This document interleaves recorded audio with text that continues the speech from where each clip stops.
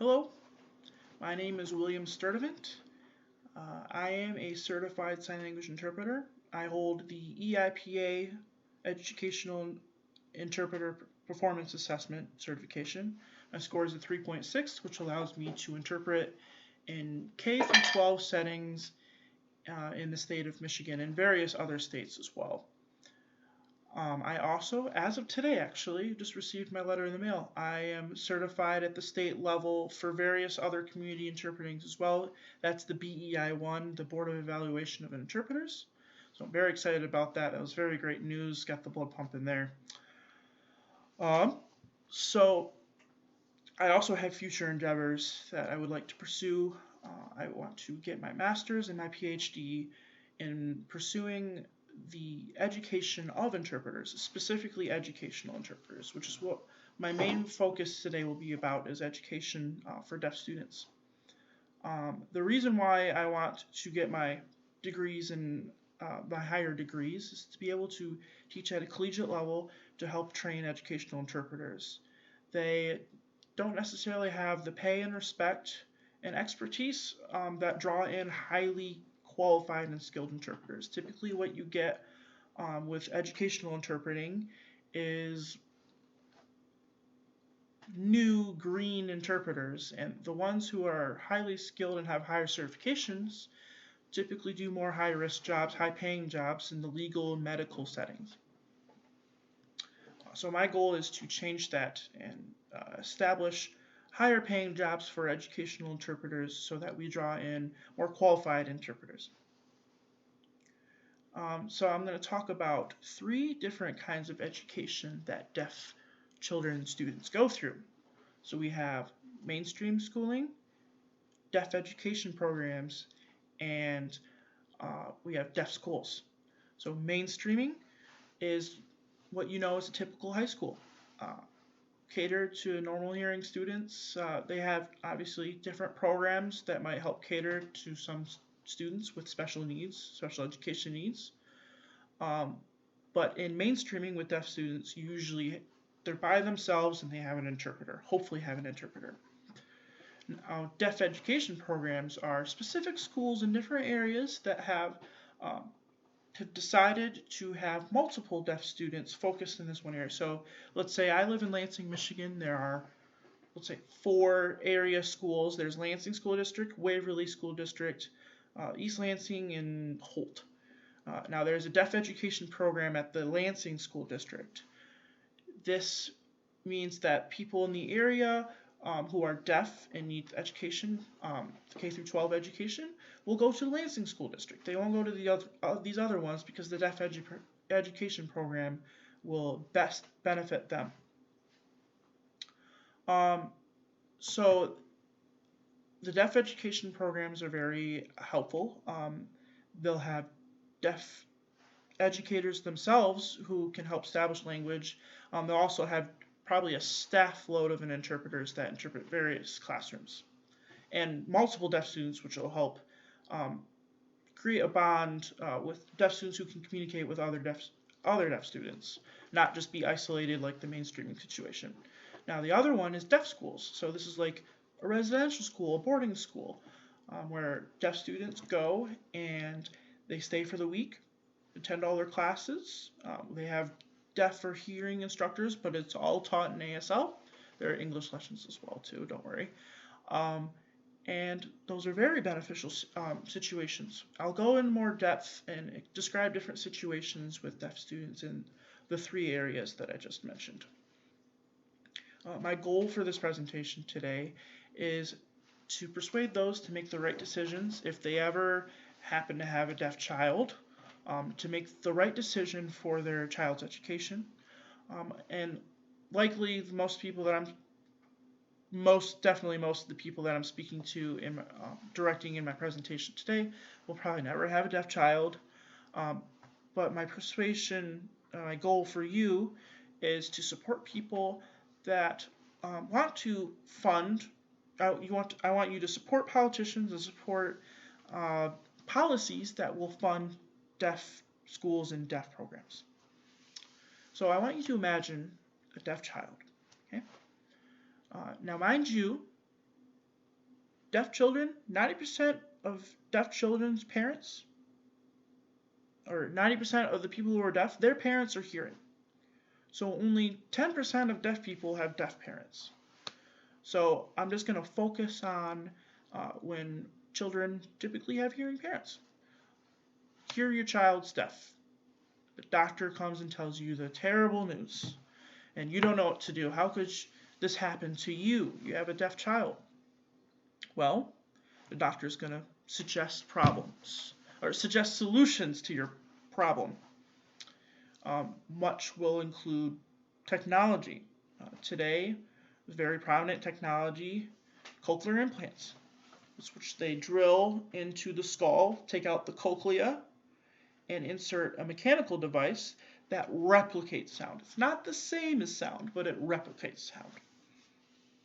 Now, this is best to do at a younger age because it helps the brain develop from the young age to learn how to use these muscles and learn how to use this hearing. At a later age, when, let's say, you're in your 20s or later, you haven't developed, and you've been deaf that whole time. You get a cochlear implant, those muscles and nerves have not been developed, so it's not going to be as beneficial as when you get it at a younger age.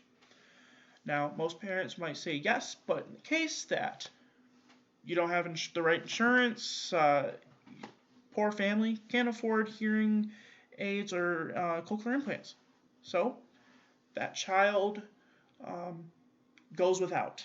And you as a parent, you don't have anyone that comes up to you and tells you, oh, that your child should learn sign language. It's mostly like, how am I going to get my child to communicate in hearing world, which is what happens in most cases. So the education of someone telling you that American Sign Language is a tool may not be there.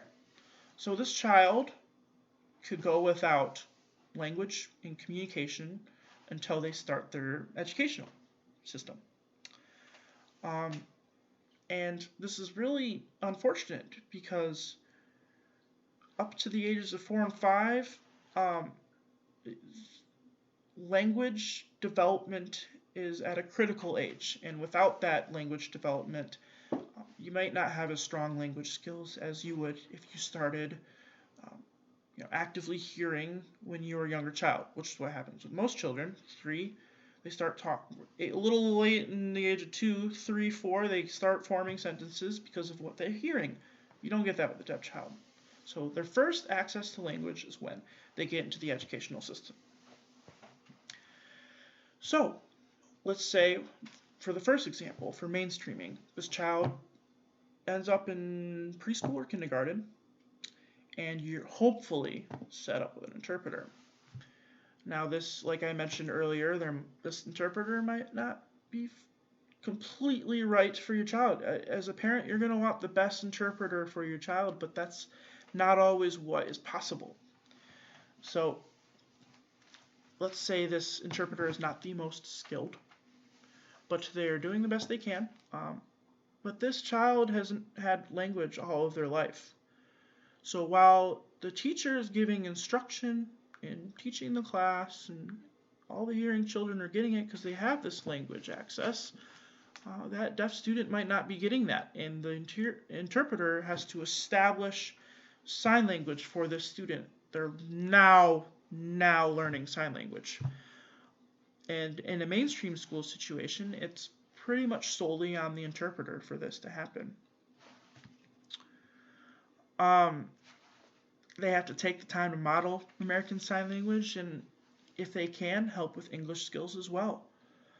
This is tough to do when a student is just now starting off with everything. So not the most ideal situation. Now let's say there's a deaf education program. This means you have multiple deaf students, maybe not necessarily the same age, but multiple deaf students, and a deaf educator, more people equipped on the team to help with deaf education. This can help a student who has no language get better access. They're more trained to help give that student more access and learn this language. They can help, this deaf instructor can also help establish more skills, because sharing this language, that after obviously they establish some of it, will best benefit that student. Now, with deaf education programs, you're still going to have interpreters through normal classrooms. You'll have staff interpreters on, um, but you're still going through um, other. You're still going through another person for that language. Although, hopefully, they're doing their job right, there's some education being missed, most likely, because of the unperfectness of a human interpreter. Other benefits of this program, of having a deaf education program, is having other deaf students to interact with. That's how we learn language, is socializing and interacting with other people. We socialize with our parents when we're 2 to 3, especially if we have a stay-at-home parent. That's all you're socializing with, unless you go to play dates and all that. But you're able to talk with other deaf students in sign language, and developing that language helps a lot more than only in a mainstream, back to mainstream, only being able to communicate through an interpreter. You're not having, the only person that you're able to share that language with is the interpreter. You get to experience different but similar experiences that other deaf children might have, and bond over that. So this is more ideal than a mainstream school. Now, let's say we're at a deaf school. The student goes to a deaf school. Like I said, they go to school all week, and they get their education from their instructors who know sign language. They're deaf themselves, or they're very skilled. You have to be skilled, even if you're hearing, to teach there in American Sign Language. Now, this is direct communication between the teacher and the students in the classroom. There's no loss of interpretation or understanding of the concepts unless the student themselves does not understand the information. This is very beneficial. The whole class is filled with people who know sign language. Maybe they're not all deaf, but some of the students might be what are called CODAs, which are child of deaf adults. They know sign language too, so they're all communicating together. The students can communicate without the use of an interpreter, and it's a lot better situation than only being able to communicate through an interpreter. Because, like I said, the deaf program at mainstream schools, they have other deaf children, but they might not be the same age. Whereas this, you're in a classroom full of peers who all know sign language, and you're all able to communicate, you're all able to problem solve with each other, you're not isolated, you're happy to be working together, you're happy to go to school, and they learn from each other. It's a very beneficial system. The school will also likely have all the available programs and services that can be used for deaf children to help them in their education. If that school, of course, is well funded. Like I said, one of my points to persuade you is to support the funds and support for deaf education in deaf schools. In the case of MSD, which is the Michigan School for the Deaf, it's in Flint. It's not everyone's a big fan of Flint. It's isolated from the majority of the state, and it's not very well funded. This leads us to be a mainstream state, which means, like the first situation, a student is set at a school by themselves with an interpreter, and that's the best they got. Another benefit for having these deaf schools is community. Big part of deaf culture, or being deaf, is having deaf culture. It defines. You're able to find an identity in yourself being involved with the deaf culture, and that's how whenever I meet someone who's deaf, who is very involved with deaf culture, they don't care that they can't hear. They're perfectly happy with their life. The only thing we can't do is hear, because they have a sense of culture and belonging and full communication with their culture.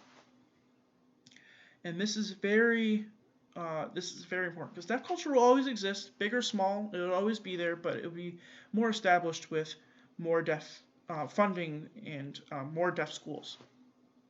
Now, like I was mentioning, this for one deaf student, but it's not the same for every deaf student is not the same. Some deaf people might get their cochlear implants at a younger age and are able to communicate and access a hearing world better. But being deaf and hard of hearing with a cochlear implant or not can cause people to have some stress. They're caught between two worlds, the hearing world and the deaf world. They're not necessarily belonging to one or the other exactly. And it can cause some stress and frustration. Some deaf people are raised with language at a young age. Their parents are deaf, or their parents decided to teach them sign language and learn sign language themselves. They had communication and were able to benefit from that. And they're maybe surrounded by other deaf people. Another thing, so one of my professors in college said that mainstreaming is the biggest threat to deaf culture. This is back to my further point about deaf culture. In Michigan, we're a mainstreaming state because our school is not well funded and supported. And so I ask you to support people that want what's best for our deaf children and deaf education, because it will create more equitable situations for hard of hearing, and deaf people. So thank you for listening to my presentation. I hope you learned a little bit something from it. Please enjoy your weekend. Thank you. Goodbye.